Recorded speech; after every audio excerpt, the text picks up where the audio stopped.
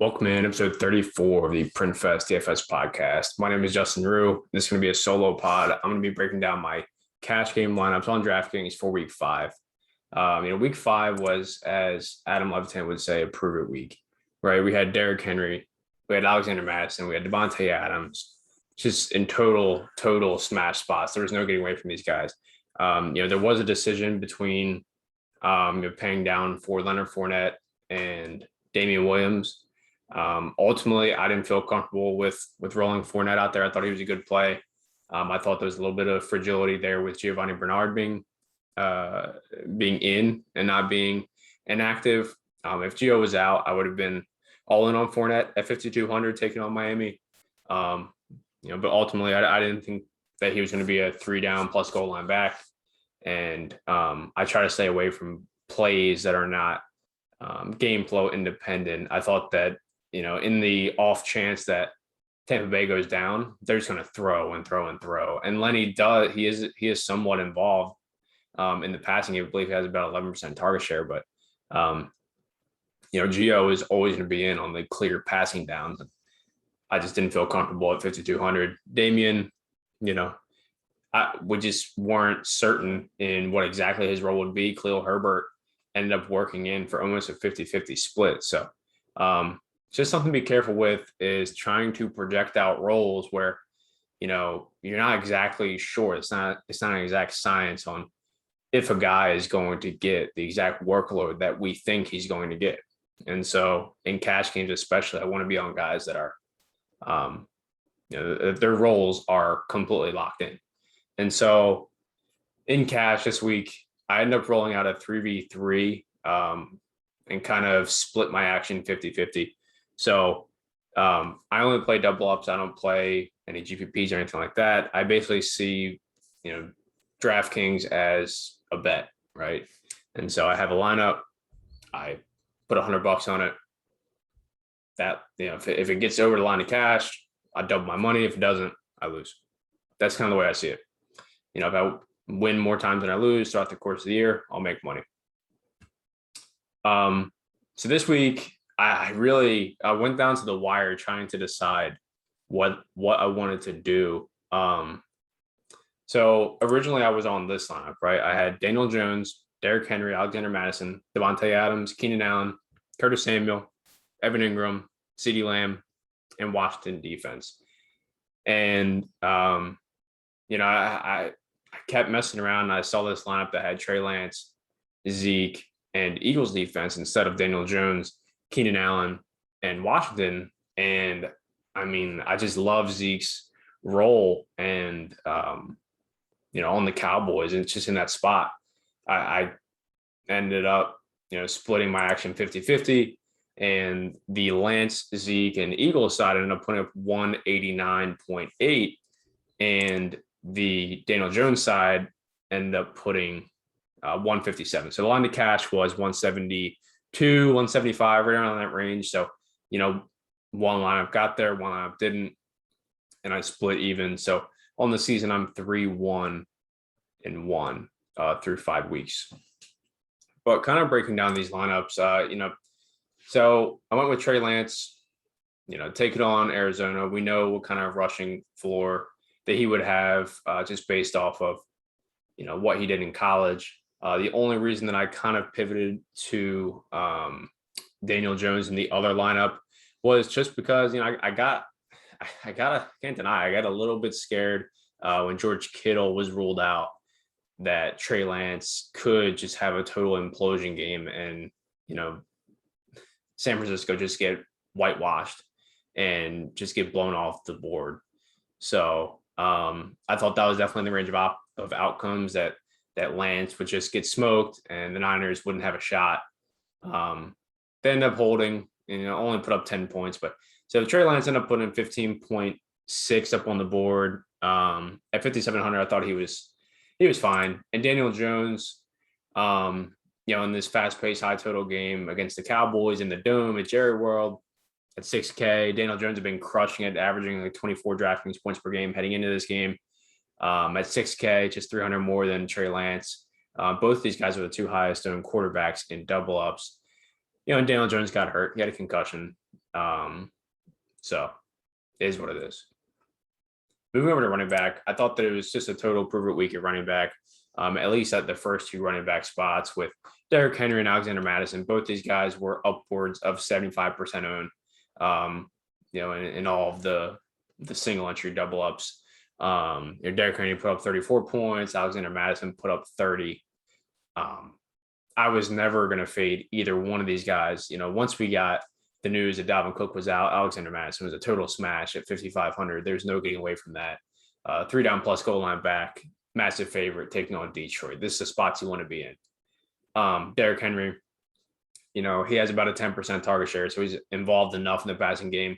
He ended up not catching any balls in this game, but, he smacked the hell out of Jacksonville on the ground, put up 130 yards and 3 touchdowns. I think he ended up having about 29 carries. So, the guy is averaging like 30 touches a game. He is just on a torrid pace. He's on pace to break the touches record. So, yeah, fading Derrick Henry was not something I was going to be doing. Moving over to wide receiver, Davante Adams was another just total lock. At 8,200, he's got about a 36% target share from Aaron Rodgers taking on Cincinnati. I was never getting away from that one either. He ended up being 67% owned in these double ups, and rightfully so. He put up 40.6. He had 11 receptions, 206 yards, and a touchdown. Good God, the guy's an absolute animal. And for cash games, his target floor is just so high. It's so hard to get away from Davante in any spot, let alone at 8,200 taking on Cincinnati. So, yeah, I loved Adams in this spot, and obviously feel good about the result. So, CeeDee Lamb down at 6,200. He ended up being 36% owned. He was probably the second or third highest owned wide receiver on the slate, next to obviously Davante Adams and Laviska Shenault and Jalen Waddle. Lamb is such a talented player at 6,200. It's just a little cheap, taking on a piss poor Giants defense in the dome, massive total. And he got there. The thing is, the Cowboys just, when they can run the ball, and with their offensive line just mowing people down, they just keep leaning on it with Zeke and Pollard, and it works. They really need to be pressed on the scoreboard on the other side to really start to throw. Like they did week 1 with Tampa Bay, where you just can't run the ball at all against Tampa Bay. And so in spots where the Cowboys can run, they will run, and they will just continue to just jam it down your throat with Zeke and Pollard. And so, I thought they would throw enough here, and Lamb was just cheap enough at 6,200. And he ended up getting there. 4 for 84 and 18.8 points. It's about what you need at 6,200 to get there.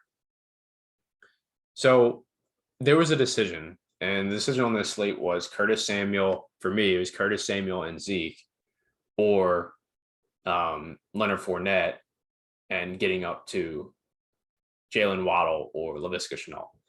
I saw a lot of sharp people do the, Laviska Shenault or Jalen Waddle and Fournette. And, for me, I Curtis Samuel was min price. He ended up getting hurt again in this game. He's got a busted groin. I guess they rushed him back too fast with his groin injury. But at 3K, I thought that, what's the guy need at 3K? He's like, 4 for 50. I thought that Curtis Samuel is such a talented player. If he's fully healthy, he's in like the 48K or 4.8K range, right around the Jalen Waddle range. So at 3K, if he was fully healthy, it's an awesome play. Obviously, he's not fully healthy. He re-injured his groin, and is what it is. But I thought the combination of Curtis Samuel and the massive role that Zeke has was just so much better than Waddle or Shenault, who neither of these guys have proven anything in their careers yet. It's basically all hype with both of these guys. I know Shenault, had a massive target share in week 4 with DJ Chark out, but this is Urban Meyer we're talking about. He's not going to go out there be optimal. Obviously, we know Chenault's a good player, but yeah, he's running, Jamal Agnew and Tavon Austin out there for running more routes than Laviska Chenault. I mean, this guy's a total dolt. So I was fine rolling with Curtis Samuel and Zeke, and I talked about it at the top with the fragile projections that are on Fournette and Damian Williams, where we're projecting what their role is going to be. It's not guaranteed. Zeke, we know that he's a blue chip player. We know that at home, massive favorite, big total. Only 5.3% own is nuts for Zeke at 7K. So many people just saw the projection on Fournette and Damian, just jam him in. When Zeke was projecting pretty similar point per dollar, and you have a much more locked in role. So I really did feel fine rolling with Zeke and Curtis Samuel instead of Leonard Fournette and Laviska / Jalen Waddle. Tight end, I thought it was pretty straightforward. It was Ricky Seals-Jones or it was Evan Ingram in cash games. There's no kind of getting around either one of those guys. I think they both end up putting about 9 points up on the board. So they were both fine for their price. Evan Ingram was 3.2K. Gave me a little bit of correlation there with the game stack of CeeDee Lamb and Zeke. If that game started to go back and forth, and he went 4 for 55, so he's fine. Ricky Seals-Jones, I also considered him, but I was already playing Curtis Samuel, and I did not feel comfortable going with two guys from this Taylor Heineke-led Washington offense. So I ended up rolling with Evan Ingram. And then at defense, Eagles D, and in the other lineup, I went with Washington defense. We're always looking for the cheapest possible defense you can get. Sam Darnold, probably a fraud. The Eagles defense is probably a little better than they have been playing here the last couple of weeks against Kansas City and Dallas. So I was fine with the Eagles at 2.2 and Washington at home taking on Jameis. I thought that was just fine too. I'll always just punt off defense as much as I can. And then the last guy that I had in the Daniel Jones lineup was Keenan Allen. So, Keenan, he has this, massive target share, right? He's getting like 80, or he's getting about 28% of the team's targets. He's averaging like 11 targets per game. Problem is, his ADOT is so low, which, is good for cash game because, he's got a massive floor. His ceiling is pretty limited at this point. He's getting a little bit older in his career. Doesn't get much yards after the catch, and his ADOT's around 8 yards. So, for Keenan to really hit, he needs to be getting, 10, 11 targets. And when he's not, and he's not scoring a touchdown, it's going to be weeks like this. So he kind of hits a floor week here. 13.5 points. I mean, that's not going to kill you. He was 6.5K. It's not like, it's like the worst possible outcome. So, he's had double-digit points in every game so far this year. If his price remains in this range of 6K to 6,500, I think he's a solid play just because he gets such a massive target share. Even if they're not high, juicy targets, the kind of stuff that Mike Williams gets down the field, Keenan Allen is still a focal point of this juggernaut of a Chargers offense. And I'll definitely keep going back to Keenan Allen. So, overall with this lineup that scored 157, obviously not enough to get there. Daniel Jones getting hurt. If Daniel Jones puts up, 15 or 20 here, gets you a little closer. But at the end of the day, this lineup just wasn't going to get there. But the other lineup with Trey Lance, Zeke, and Eagles easily got there, scoring 189. So, overall, I feel pretty solid about. Obviously, I feel much better about this Henry, Madison, and Zeke lineup. And, I always feel more comfortable when I have three bell cow running backs. Kind of got back to my roots a little bit. With this Daniel Jones lineup, I ended up going with 4 wide receivers. And, 4 wide receiver lineups are just more fragile. We know the roles of these bell cow running backs. When they play on all 3 downs, they're playing 75+% of snaps. They're getting goal line work. It's just such an awesome role for fantasy. And, we always want to be trying to jam in 3 running backs with these roles into our cash game lineups.